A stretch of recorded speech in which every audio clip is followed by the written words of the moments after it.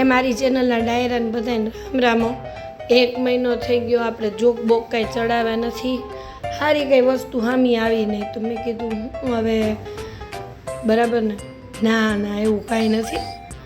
હવે ભાઈ આપણે સંસાર લઈને બેઠા હોય, સમજી શકાય ને. હવે સંસારની અંદર તો કંઈ પુરુષો જ એમ કે અમે તો પરણીને દુઃખી થયા.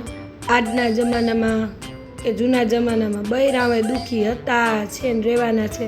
જો હું કહું, બૈરાને કેવું હોય દુઃખનું, જો સાસુ બને તો વહુથી દુઃખી, જો વહુ બને તો સાસુથી દુઃખી, જો દીકરી હોય તો માથી દુઃખી, મા હોય તો દીકરીથી દુઃખી, દેરાણી હોય તો જેઠાણીથી દુઃખી, જેઠાણી થાય તો દેરાણીથી દુઃખી, નણંદ હોય તો ભાભીથી દુઃખી, ભાભી હોય તો નણંદથી દુઃખી.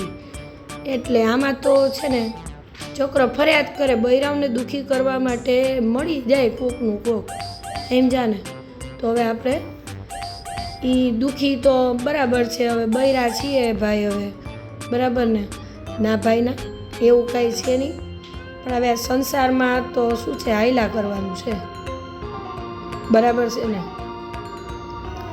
પણ બૈરાવને તો શું છે કે મોકો જોઈ, મોકો જોઈ કે હું દુઃખી. ગમે એ બૈરું તમે જુઓ ને, મારી નણંદ કહેશે મારી નણંદ આમ કરતી હતી, મારી નણંદ તેમ કરતી હતી, અને એની ભાભી કહેશે મારી નણંદ આમ કરતી હતી, મારી નણંદ તેમ કરતી હતી.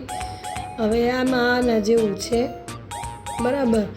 સાસુને વહુ ન ગમે, વહુને સાસુ ન ગમે, અને ડખા કરે એમાં મરો કોનો થાય? ઘરવાળાને થાય.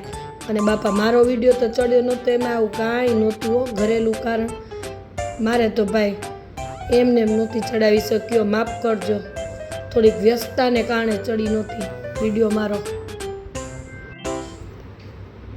હે તમને વાત કરું ને તો મારા અત્યારે નણંદ ને ભાભીઓની વાત કરીને એના ઉપરથી મને મારા નણંદ યાદ આવ્યા.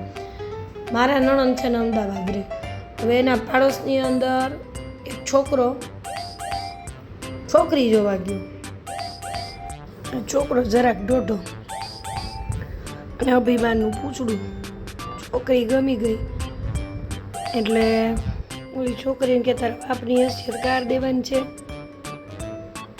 છોકરી 2 મિનિટ તો કાંઈ બોલી નહીં.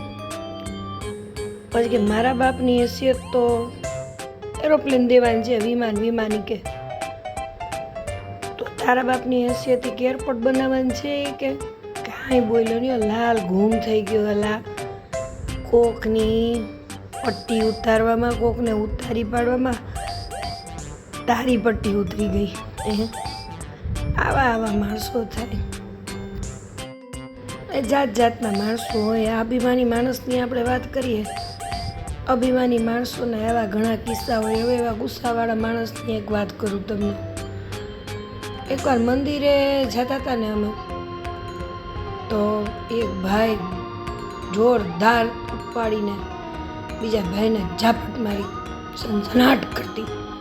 અમે ઊભા રહી ગયા, સફાળા ઊભા રહી ગયા. ઓ ભાઈ સાહેબ, ઓલો બિચારો પૂછે શું છું? એ કે શું કામ મારો છો? એ કે મને મારો કાંઈ વાંક ગુનો છે નહીં. કે કે તમે તો ક્યારેય વાંકમાં ન આવો તો હું અમારે નવરા બેહી રહેવાનું? બોલ.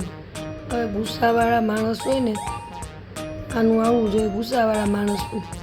એને આપણે ગુસ્સાવાળા માણસની વાત કરી, અભિમાની માણસની આપણે વાત કરીએ. હવે અમુક એવા માણસો હોય કે જે છે ને, જેને કહેવાય કે જેની માટે કંઈ આપણી પાસે શબ્દ જ ન હોય, એવી રીતના માણસો હોય. હવે એવા એક ભાઈ હતા, એ પ્રભુને સવાલ કરે, જો પડોશરનું નામ સોનું હોય તો એને ધનતેરસના દિવસે ઘરે લઈ આવે. પ્રભુએ એને જવાબ દીધો, 2 ધડક લાવી શકાય, પણ પછી કાળી ચૌદસે કકડાટ થાય તો કાઢવાની જવાબદારી તારી. કે એટલે આના જેવી વાત છે. આના જેવા માટે છે ને, આવા જેવા માણસો માટે જો ભગવાન પાસે એ શબ્દ નથી હોતા. કે કેવા માણસો કહેવાય. એવી રીતના માણસો દુનિયામાં થાય જો ભાઈ.